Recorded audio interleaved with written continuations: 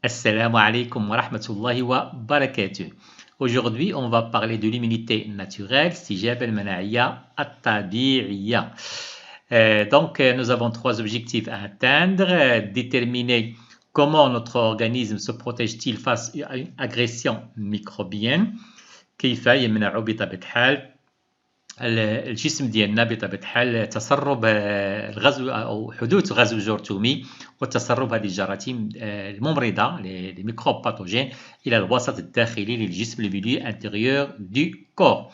Deuxième objectif, on va déterminer les barrières naturelles, الحواجز الطبيعية التي يتوفر عليها الجسم والتي تحول دون دخول هذه الجراثيم الممرضة إلى الوسط الداخلي للجسم. أقولها le milieu intérieur du corps. Troisièmement, on va essayer de citer les cellules immunitaires qui interviennent lors d'une infection microbienne et aussi bien sûr les mécanismes mis en place.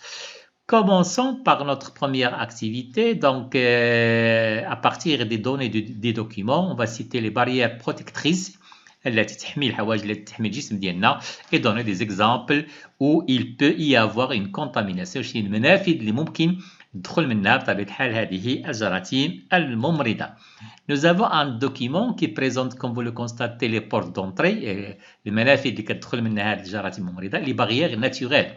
Ces barrières naturelles, ils sont de types, on les classe en deux groupes, si on peut dire, les deux types mécaniques, les barrières naturelles mécaniques et les barrières naturelles chimiques.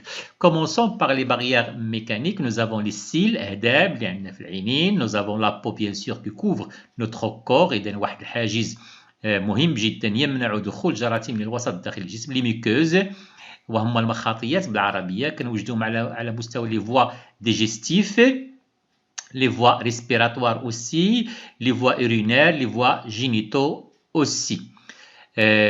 Pour le cas des barrières naturelles de type chimique, on a les larmes, الدموع ديالنا فيهم واحد النسبة de l'acidité qui est faible mais qui est plus ou moins efficace contre les microbes, la salive aussi.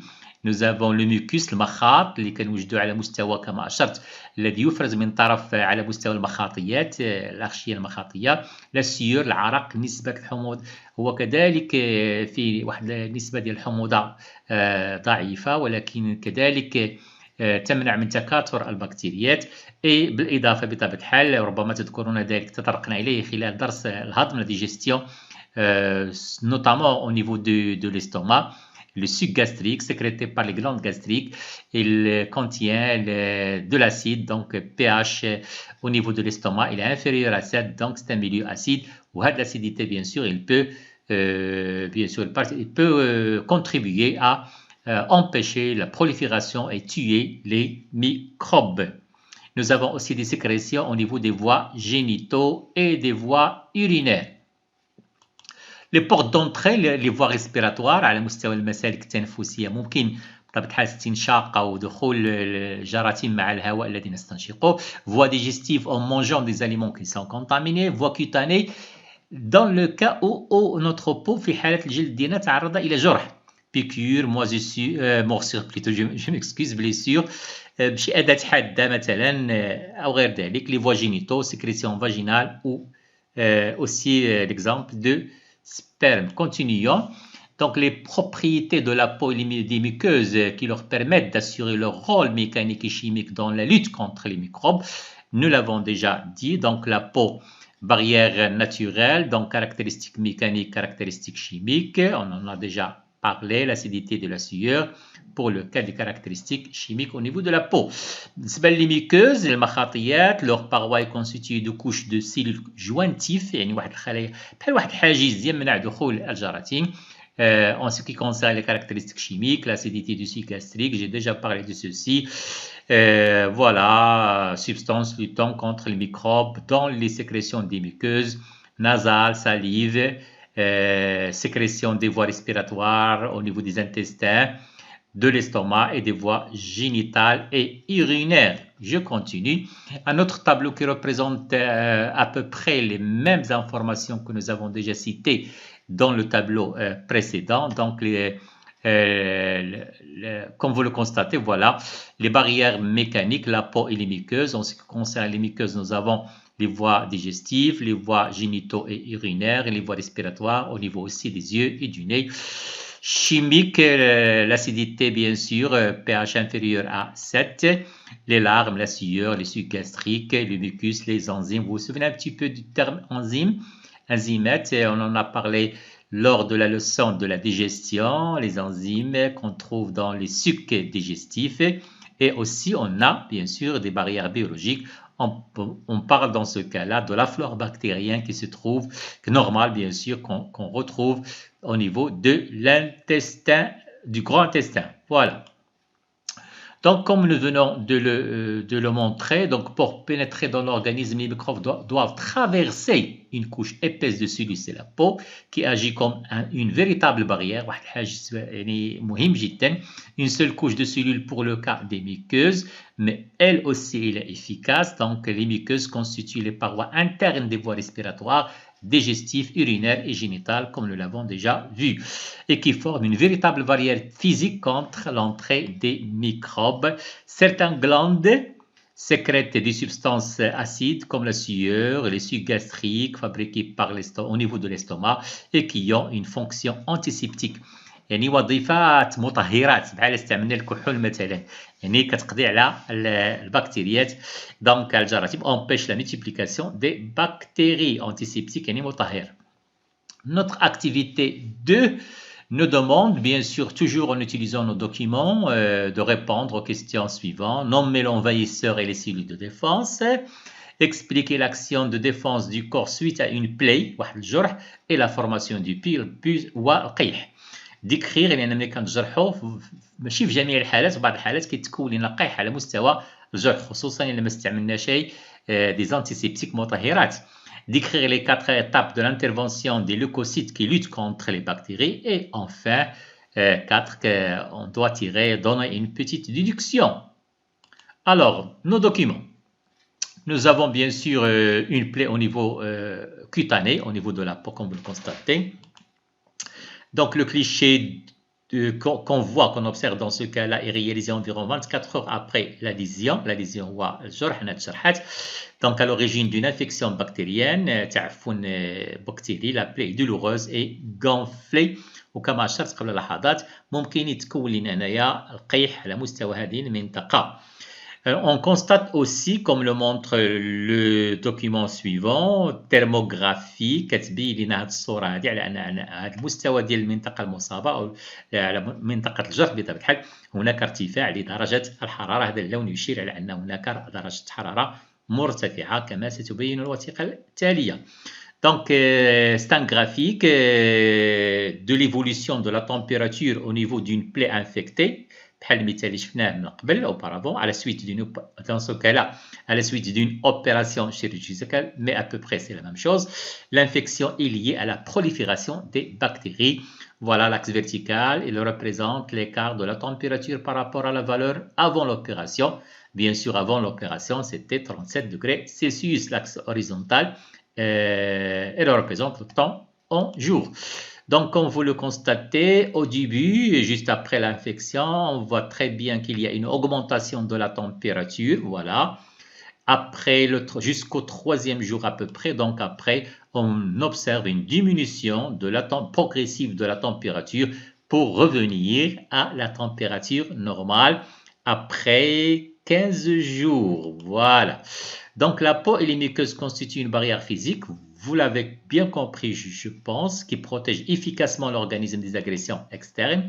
Il arrive cependant, dans certains cas, comme le cas d'une plaie, comme nous l'avons vu auparavant, qu'à la suite d'un traumatisme ou d'une infection des microcorps, عناصر دقيقة étrangère يعني لا تنتمي إلى الذات دي نون سوا ماشي ما كتتابعش الجسم ديالنا ولكن الجسم ديالنا كيعتبرها بأن عناصر يعني أجنبية ينبغي عليه أن يحاربها إذا صح التعبير. parviennent à franchir ce bouclier, un mécanisme de défense complexe واحد الآلية دفاعية معقدة se met alors en place. C'est la réaction inflammatoire qu'on va découvrir dans un instant.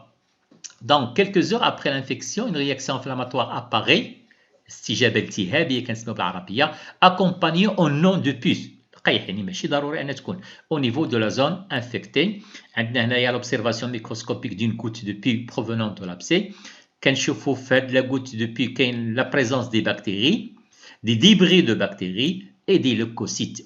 Quand on se demande c'est quoi les leucocytes, c'est tout simplement ce sont des cellules sanguines, des globules blancs qu'on trouve dans le sang. On en a parlé quand on a étudié les constituants du sang, notamment l'observation d'un frottis sanguin. Nous avons dit que le sang est constitué de globules rouges, de globules blancs. Voilà, les leucocytes, ce sont des globules blancs et aussi des plaquettes sanguines. Donc, dans cette observation, on montre bien que le pus القيح يتكون من بكتيريات كريات بيضاء بالإضافة إلى إذا صح التعبير فضلات أو قطع صغيرة من هذه البكتيريات التي تم تدميرها كما سنبين ذلك بعد لحظات. Continuons, donc c'est un document animé اللي غادي يبين لنا بطبيعة الحال ماذا يحدث على مستوى الجرح. إذا je vais activer la légende. Donc هذا الطفل cet enfant سيتعرض إلى جرح كما سنرى بطبيعة الحال. Voilà, peau barrière naturelle. Donc comme vous le constatez, notre épiderme, le derme, nous avons aussi des terminaisons nerveuses, comme vous le constatez. Notre capillaire sanguin, à l'intérieur, on trouve le sang, bien sûr, les globules rouges, le plasma, les globules blancs. Voilà, ceci, c'est un globule blanc. Et aussi les plaquettes sanguines. Je continue. Notre enfant, comme vous allez le constater, va subir une lésion cutanée. واحد الشوكة دخلت ليه في اليد ديالو في الأصبع ديالو جرحت ليه الجلد. إذن هناك منفذ يسمح بدخول البكتيريات كما نرى ذلك. إذن هذه الشوكة هذه كما نلاحظ مملوءة كنوجد بها واحد العدد كبير من البكتيريات.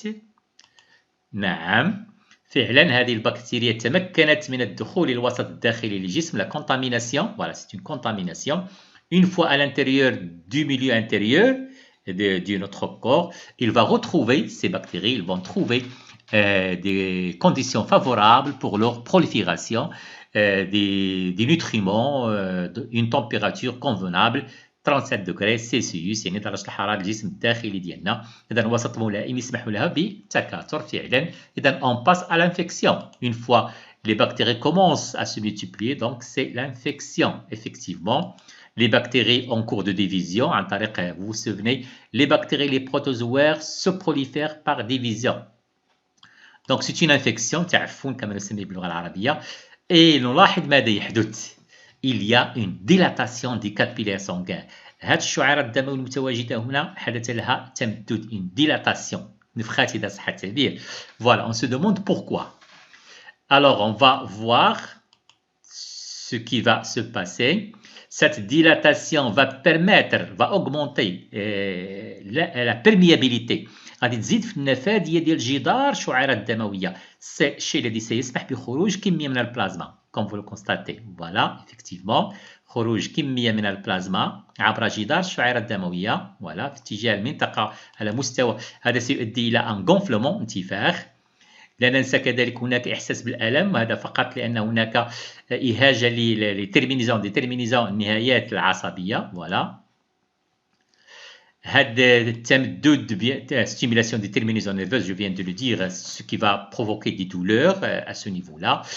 La dilatation au niveau de la plaie يعني على مستوى الانفكسيون المنطقة التي خضعت للتعفن ستمكن كذلك كما سنلاحظ هنا لدينا كريات بيضاء كما تلاحظون كريات بيضاء مفصلة للوكوسيت كما نسميها.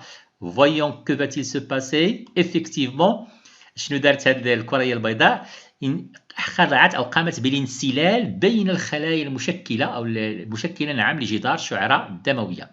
هذه الظاهرة هذه كنسميوها لا ديابيديز، يعني كتغير من شكل الغشاء السيتوبلازمي ديالها لا ممبران سيتوبلازميك ce qui va lui permettre de passer entre les cellules constituant la paroi du capillaire sanguin. Effectivement, une fois en dehors du vaisseau sanguin, il va se diriger vers les bactéries et on va voir qu'est-ce qu'il va faire. Et donc, une fois au niveau près des bactéries, il va commencer à digérer, si j'ose dire, à manger, voilà, les bactéries.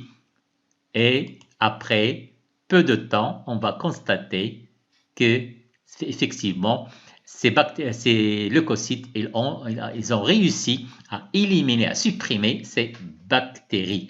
Après quelques jours, bien sûr, هذا الجرح هذا سوف يشفى تماما في هذه الحالة. فوالا. ما قامت به لهذه الليكوسيت، هذه الكريات البيضاء، يسمى لافاغوسيتوز البلعمة، لأنها تبتلع هذه البكتيريات. سنوضح ذلك بعد لحظات.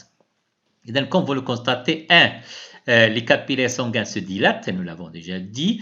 2. Du plasma et des phagocytes. هذوك الكريات البيضاء للليكوسيت on les appelle les phagocytes parce qu'ils ils réalisent la phagocytose. هما اللي كيقوموا بلا phagocytose, donc ce sont des phagocytes. 3. Bien sûr, les phagocytes se dirigent vers les bactéries. Ils vont bien sûr غادي يقوموا بما نسميه بلا phagocytose. سنبينها بعد لحظات. Donc, nos réponses aux questions déjà posées auparavant. Les envahisseurs, dans ce cas-là, ce sont les bactéries. Les défenseurs, les leucocytes, ce sont des globules blancs. Question 2. Donc, suite à une plaie, les leucocytes sortent des vaisseaux sanguins et rejoignent l'infection. On a montré comment ils sortent par diapédèse. Ils luttent contre les bactéries. Le pus se forme d'un mélange de plasma et des cellules mortes, des bactéries bien sûr mortes. Étape, en ce qui concerne les étapes, donc les leucocytes circulent dans les vaisseaux sanguins. Étape 1. Étape 2, ils vont quitter les vaisseaux sanguins et se diriger en traversant la paroi des vaisseaux sanguins par diapédèse. 3. Ils se dirigent vers les bactéries. Étape 4, ils se fixent à la surface des micro-organismes des bactéries, les entourent par pseudopodes. Pseudopodes, c'est un mot qui est constitué de deux parties, pseudo et pod. Pseudo يعني إذا صح التعبير بدائي، إذا صح التعبير بود سي لو بيي، بالعربية كنقول الأرجل الكاذبة، يعني ليست الأرجل الحقيقية. Internalisation, تحيط بهذه البكتيريات. Ils vont ensuite les digérer, la digestion. C'est pour cela ils sont appelés les macrophages البلعميات. Pour la déduction, donc tout simplement, lorsqu'un micro-organisme franchit la peau ou les muqueuses, il attire des cellules phagocytaires qui يجذب عليه les cellules, les leucocytes اللي تكلمنا عليهم بطبيعة قبل لحظات sur les lieux de la contamination على مستوى المكان الذي حدثت على مستوى بطبيعة الحال التعفن الجرثومي. Ces cellules vont intercepter toutes sortes de particules, y compris les germes pathogènes, les germes pathogènes, les micropathogènes, les bactériates الممرضة, les ingèrent puis les détruisent en les digérant. Cette réaction d'élimination des agents infectieux est appelée phagocytose البلعمة et suffit le plus souvent في أغلب الحالات à prévenir toute infection. يعني بعد بضعة أيام سيشفى هذا الجرح أو هذا التعفن parce qu'il n'est pas spécialement orienté vers un micro-organisme particulier. On va le montrer bien sûr. Donc cette réaction immunitaire, il est qualifié de réponse immunitaire استجابة مناعية. Elle est innée، يعني كنوجدوها عند جميع الأشخاص منذ الولادة. rapide، يعني مباشرة تتدخل مباشرة إثر غزو جرثومي. non spécifique، غير نوعية. Elle est orientée, comme nous l'avons déjà dit auparavant, vers tous les micro-organismes. toute particule ou أي حاجة يعني لا تنتمي إلى الذات en soi. Donc, continuons un schéma bilan, si on peut dire. Donc, lésion au niveau des barrières naturelles, peau muqueuse, infiltration des microbes, réaction inflammatoire. Nous avons les symptômes et nous avons les mécanismes: rougeur, douleur, élévation locale de température. Nous l'avons déjà montré. Les mécanismes: diapédèse, voilà, etc. Les caractéristiques de la réaction inflammatoire, on a déjà parlé de ceci. Rubor, en anglais c'est PAG, rougeur, par vasodilatation des capillaires. Vasodilatation, on émet deux les vaisseaux. Au système composé de deux parties, vaisseau et dilatation. Tumor, ce sont les œdèmes, donc l'intifère, infiltration du liquide dans des tissus, augmentation de perméabilité vasculaire chez les dismah bikhuruj le plasma. Et aussi يسمح بلا diapédèse, c'est-à-dire انسلال الكريات البيضاء. qu'alors la chaleur بطبيعة الحال en relation avec la vasodilatation et d'autres facteurs. بالنسبة لهذه النقطة هذه على مستوى المنطقة المصابة بطبيعة الحال ينبغي أن نشير على أن جريان الدم la circulation du sang au niveau de l'infection il va diminuer pour permettre bien sûr la sortie des leucocytes par diapédèse. Dolore, les douleurs, la stimulation des récepteurs sont déterminaisons nerveuses. Un schéma qui représente la réaction inflammatoire et d'une blessure cellule abîmée. Nous avons la stimulation nerveuse, les douleurs, alors que la dilatation des capillaires sanguins, il va entraîner, voilà, la rougeur, la chaleur et le gonflement. Activité 3, décrire les étapes de la phagocytose. Classer les schémas selon un ordre chronologique de la phagocytose et placer la description de chaque étape correctement, rapidement. Étape 1, on l'appelle l'adhésion. Nous avons à l'intérieur de notre leucocyte des vésicules digestifs et des enzymes digestifs. Donc des bactéries pathogènes.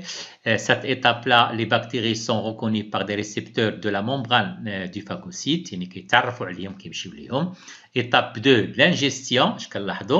La membrane plasmique كتشكل لنا واحد الحفرة التي تسمح بطبيعة الحال هنا كتغير من شكل ديال la membrane cytoplasmique de notre leucocyte pour permettre bien sûr بحال كتحاول تدخل وسط منا هاد البكتيريا.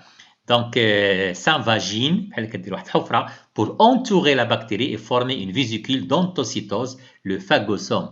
كما نلاحظ هنا بطبيعة الحال هذا الشكل ملي كتدخلوا لداخل كتحيطوا به بواحد الغشاء هنا كتشكل لنا ما نسميه لو فاغوزوم. يعني البكتيريا ما كتوجدش غير هكاك في وسط اعتذر الممبران سيتوبلازميك السيتوبلازم ديال لو لوكوسيت وانما داخل واحد الجيب اللي كيتسمى لو فاغوزوم. Étape 3, la digestion. هنا كنلاحظوا على أن les vésicules digestifs qu'on appelle aussi lysosomes, ils vont se diriger vers notre phagosome. Bon, ils vont se fixer. Alors, qu'est-ce qu'ils vont faire? Ils vont verser les enzymes qu'ils contiennent. Les lysosomes, ils contiennent des enzymes. Ils vont les verser à l'intérieur du phagosome et ils vont constituer dans ce cas-là ce qu'on appelle le phagolysosome. يعني اشتركوا بجوج بطبيعة الحال. Donc, les vésicules digestifs appelées lysosomes et contenant des enzymes s'accolent à la vésicule d'entocytose et forment une vésicule appelée phagolysosome. Dernière étape, expulsion des déchets. Donc, les débris cellulaires provenant de la bactérie digérée sont expulsés et constituent ce qu'on appelle, parmi d'autres bien sûr, le pus. Voyons ces étapes-là, dans un document animé, comme vous allez le constater. Voilà, étape 1, voilà. وضعتها الفاغوزوم كما نلاحظ بطبيعة الحال. Voilà, notre lysosome, voilà, il va se fixer sur le phagosome. Il va constituer le phagolysosome. Voilà, il va verser les enzymes digestifs pour digérer, voilà, notre bactérie, voilà, elle a été détruite. Et enfin, les débris, des produits, les déchets bien sûr, provenant de la destruction de notre bactérie seront expulsés à l'extérieur. Voilà. Donc, comme nous l'avons déjà dit, nous avons phagocyte, c'est un leucocyte, bactérie, accolement et absorption, voilà, digestion, expulsion des déchets. Voilà, je continue. Classement des étapes selon un ordre chronologique. Voilà, nous avons 2, 4, 5 étapes. C'est pas grave, c'est bien détaillé un petit peu. Donc, l'étape 1, comme voilà, c'est celle-ci. Voilà, il y a un accolement, fixation de la bactérie sur la membrane cytoplasmique de notre leucocyte. Étape 2, voilà, il va essayer de كتحاول تبتلعها بطبيعة الحال تدخلها شكلت واحد الجيب وتحيطها بواسطة بطبيعة الحال الأرجل الكاذبة كنسميها les pseudopodes. Voilà. Étape 3, voilà, notre bactérie il est à l'intérieur de notre leucocyte mais se trouve dans un phagosome. Voilà. Nos vésicules digestifs qu'on appelle lysosomes aussi. Non, c'est pas cette étape, c'est celle-ci. Voilà. Donc, les lysosomes vont se diriger, vont se rapprocher de notre phagosome. Ils vont verser les enzymes à l'intérieur, bien sûr, du phagosome. Ils vont constituer ce qu'on appelle le phagolysosome. Ainsi, la bactérie sera détruite, sera digérée par les enzymes versées par les vésicules digestifs. Et enfin, voilà, étape finale, expulsion des déchets. Bilan des activités. Donc, les réponses immunitaires non spécifiques, sont des réactions du système immunitaire qui font face aux invasions, هجوم الجراثيم, sans distinction,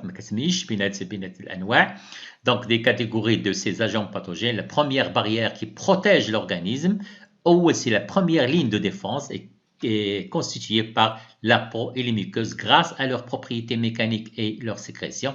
Ces barrières naturelles empêchent l'infiltration des microbes dans le milieu intérieur. Voilà, le bilan, vous allez le voir avec votre professeur, etc. À ne pas oublier, en plus d'être la première ligne de défense de l'organisme, l'immunité innée va aussi permettre de stimuler la réponse immunitaire adaptative التي سوف نتكلم عنها إن شاء الله في الفيديو القادم. Voilà des définitions à retenir. Immunité naturelle, réaction inflammatoire, la phagocytose. Merci.